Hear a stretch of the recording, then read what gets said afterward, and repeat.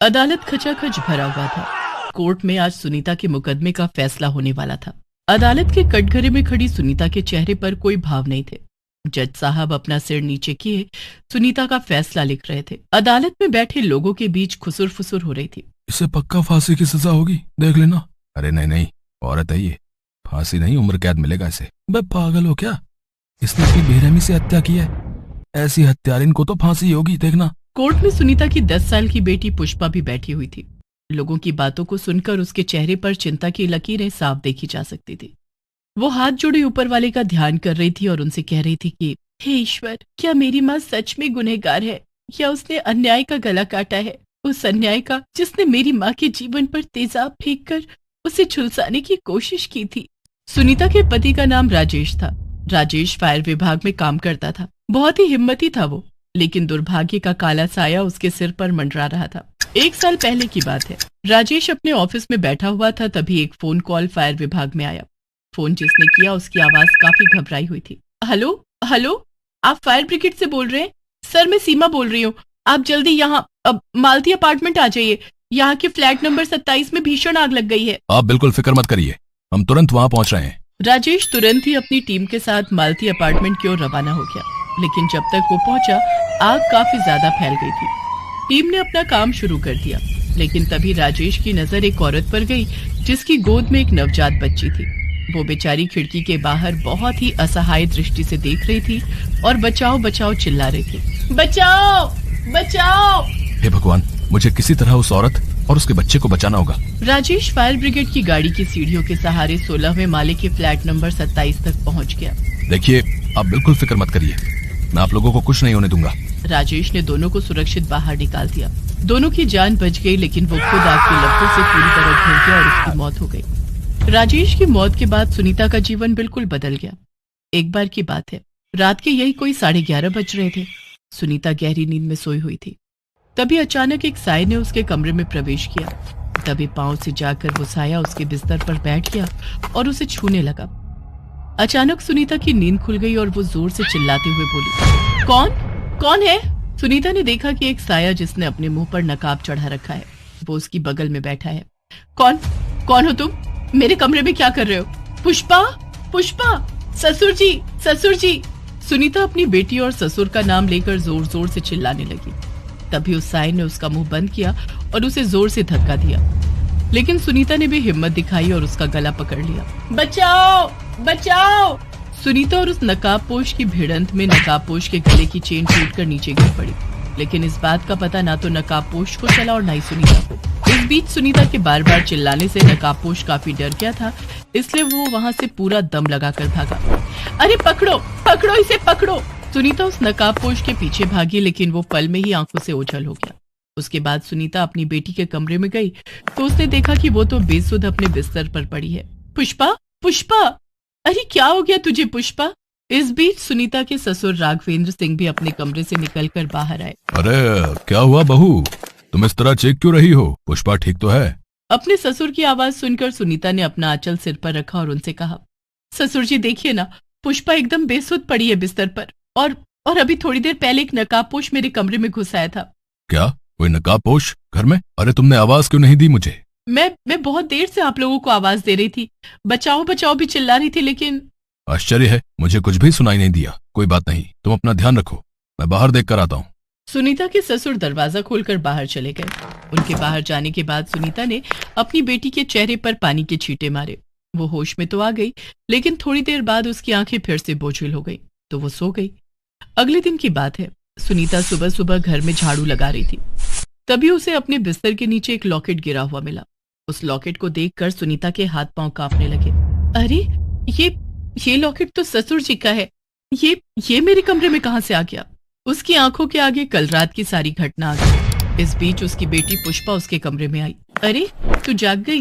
माँ, मैं आज स्कूल नहीं जाऊंगी, मेरा सर बहुत भारी लग रहा है। पुष्पा क्या हुआ है तुझे? कल रात भी तू बिना होश के सोई थी, मैंने कितना जगाने की कोशिश की तुम्हें। और हाँ, कल तू मेरे पास क्यों नहीं सोई थी? दूसरे कमरे में क्यों गई सोने? माँ, वो दादाजी ने कहा था दूसरे कमरे में सो, और उन्होंने कल रात मुझे कोई लड्डू भी खाने के लिए दिया था और बोला था कि इस लड्डू के बारे में तुम्हें ना बताऊं। अपनी बेटी की बातों को सुनकर सुनीता का चेहरा पीला पड़ गया। उसके दिमाग में कई तरह के ख्याल आने लगे। ये सब क्या हो रहा है? ससुर जी का लॉकेट मेरे कमरे में मिलना और पुष्पा को लड्डू खिलाना, पुष्पा का उसे खाकर बेसुध हो जाना, क्या राज है इन सब के पीछे? असल में सुनीता का ससुर राघवेंद्र सिंह बहुत ही अय्याश किस्म का आदमी था। रुपए पैसे की कोई कमी तो थी नहीं उसे, इसलिए वो सारे पैसे गलत कामों में उड़ाता था।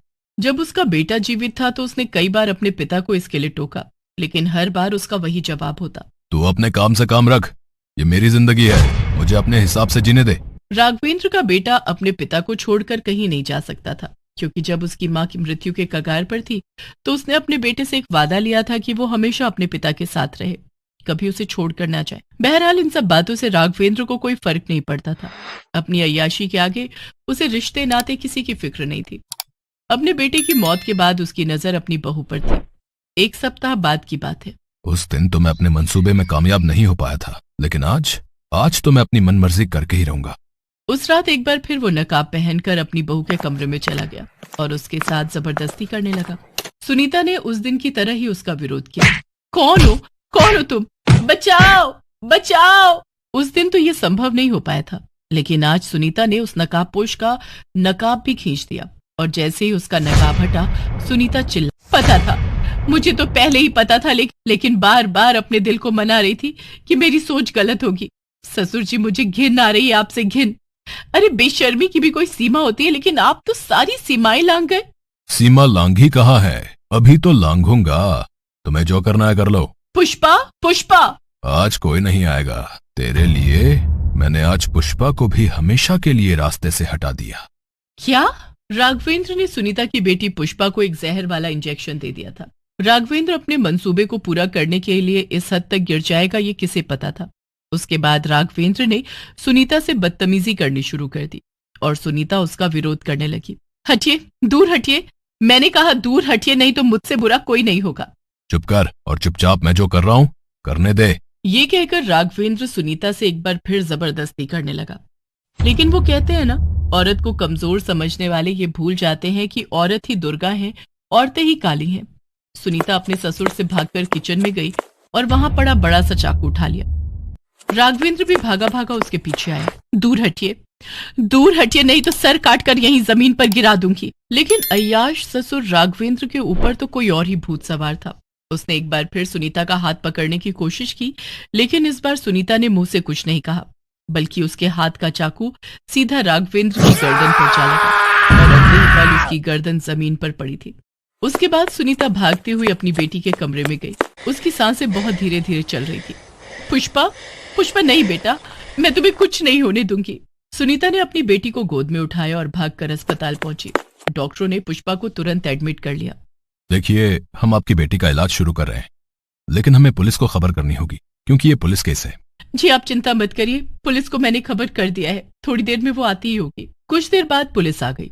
सुनीता ने पुलिस वालों को अपनी कहानी बताई और अपना जुर्म कबूल कर लिया। पुलिस ने उसे तुरंत ही गिरफ्तार कर लिया। उधर 24 घंटों की जद्दोजहद के बाद उसकी बेटी की जान बच गई। आज उसे सुनीता के केस का फैसला होना था।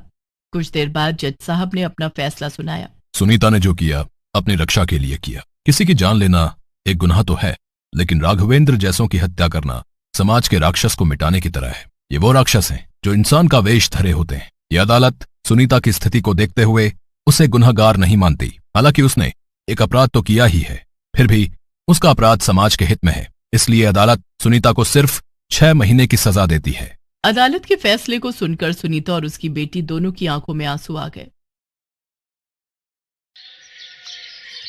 सुहानी एक छोटे घर की लड़की थी। काफी रिश्ते देखने के बाद आखिर किशोर नाम के एक लड़के से सुहानी की शादी हो जाती है। सुहानी के माता पिता गरीब थे, पर फिर भी उन्होंने सुहानी की शादी के लिए कर्ज उधार लिया था। Scooty, AC, double bed, sofa जैसी सभी बड़ी चीजें उन्होंने सुहानी को दहेज में दी थी। पर किशोर, मैंने तो सोचा था कि इसका बाप हमें दहेज में सोने चांदी की चीजें भी देगा, पर इसने तो 3-4 सामान दे दिए और हमारा मुंह बंद कर दिया। माँ तुम्हें कह रही थी कि इसके बाप के गांव में पुरानी जमीन जायदाद है तो वो मेरे नाम कर देंगे, इसलिए मैंने इस गरीब से शादी करने के लिए हाँ की थी। अब भुगतो बैठकर इसे जिंदगी भर। इस लड़की को अपने सामने देखना अब। अरे मैं भी देखती हूँ कैसे दहेज लेकर नहीं आती।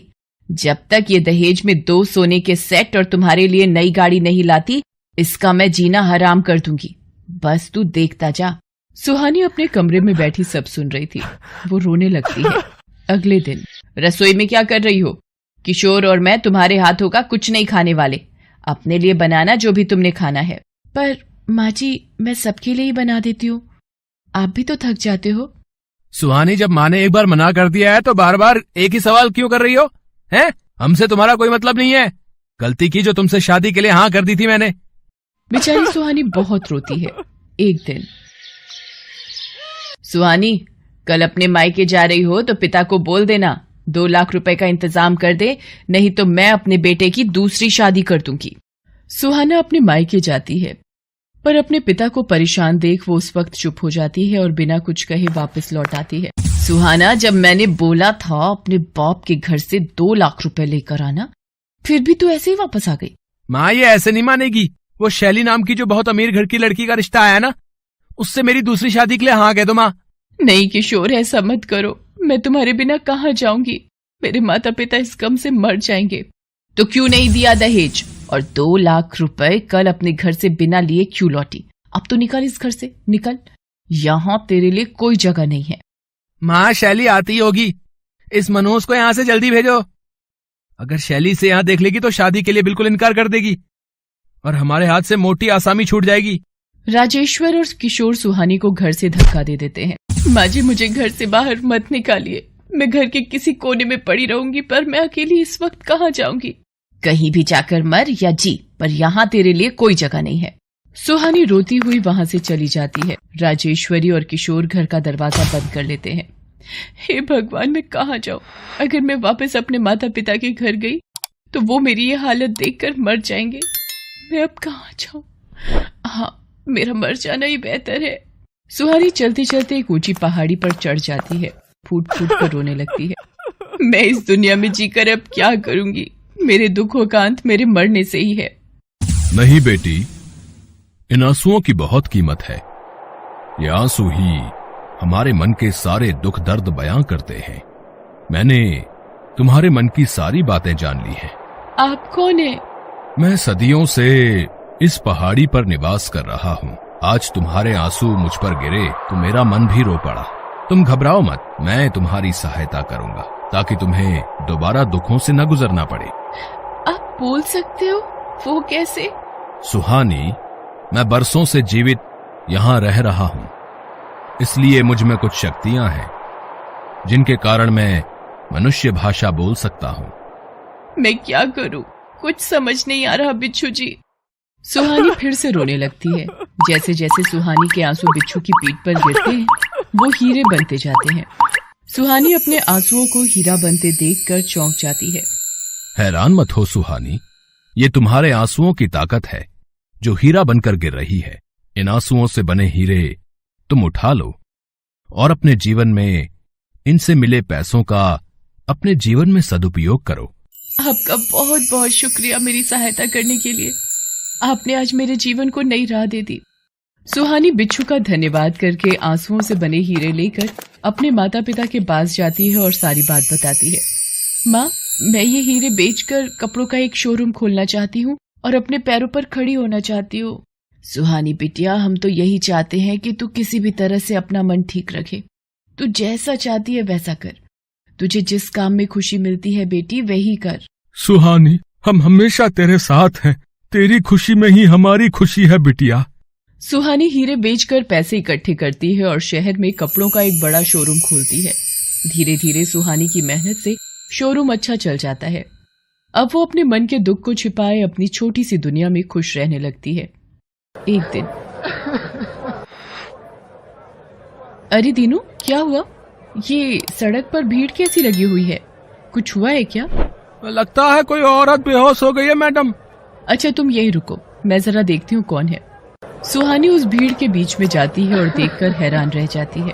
माँ जी, किशोर, आप दोनों इस हालत में? माँ जी को ये क्या हो गया? 2 दिन से हमने कुछ नहीं खाया था, सड़क पर भूखे थे और मदद के लिए भीख मांग रहे थे। पता नहीं धूप और गर्मी से माँ को चक्कर आ गए और वो बेहोश होकर गिर गई। चलिए इनको जल्दी से उठाते हैं और हॉस्पिटल लेकर चलते हैं। दीनू, तुम शोरूम को संभालो, मैं जरा इनके साथ हॉस्पिटल जा रही हूँ। सुहानी किशोर के साथ राजेश्वरी को लेकर हॉस्पिटल पहुंचती है और अपने माता पिता को भी वो फोन कर देती है। आप समय रहते हुए इनको अस्पताल ले आए, नहीं तो कुछ भी हो सकता था। लगता है इन्होंने काफी दिन से कुछ नहीं खाया है। मैं कुछ दवा दे रहा हूँ और इनको ग्लूकोज चढ़ाना पड़ेगा, जिससे ये जल्दी ठीक हो जाएगी। ये सब मैं क्या देख रही हूँ? आप दोनों की ये हालत कैसे हुई? 2 दिन से हमने कुछ नहीं खाया था, सड़क पर भूखे थे और मदद के लिए भीख मांग रहे थे। पता नहीं धूप और गर्मी से माँ को चक्कर आ गए और वो बेहोश होकर गिर गई। सुहानी, किशोर बिल्कुल ठीक कह रहा है। शैली हमारा सब कुछ लूट कर विदेश भाग गई, हम सड़क पर आ गए। हमने तुम्हारे साथ बहुत बुरा किया बेटी, हम तो माफी के भी लायक नहीं हैं। माँ जी, किशोर, आप दोनों ऐसा मत सोचो, मुझे आप दोनों से किसी बात का बैर नहीं है। शायद सुहानी की अच्छाई की वजह से उसके जीवन की खुशियां फिर से लौट आई थी। उसके माता पिता के दिल को तसल्ली मिल जाती है और कहीं न कहीं सुहानी के मन का जो दुख था, जो वो सबसे छुपा रही थी, वो भी दूर हो जाता है। सुहानी का बनाया कपड़ों का शोरूम देखकर किशोर और राजेश्वरी भी बहुत खुश होते हैं। राजेश्वरी और किशोर की आंखों में आंसू आ जाते हैं। बहू, हमें माफ कर दो, अब तुम हमारे साथ रहो, तुम्हें हमारे से किसी प्रकार की परेशानी नहीं होगी। अब हम बदल गए हैं, हमें समझ आ गया है कि रिश्तों का सच्चा सुख पैसों से नहीं खरीदा जा सकता है। हाँ सुहानी, माँ ठीक कह रही है। मैं भी तुमसे अपने हर अपराध की माफी मांगता हूँ। नहीं नहीं, आप ऐसे मत करिए। मैं आज भी आपको अपनी सास और आपको अपना पति मानती हूँ। भूल तो इंसानों से होती है, पर जो समय रहते अपनी भूल समझ ले तो उसे भूला नहीं कहते। उस दिन एक बहू के आंसू की कीमत को वो पहचान जाते हैं।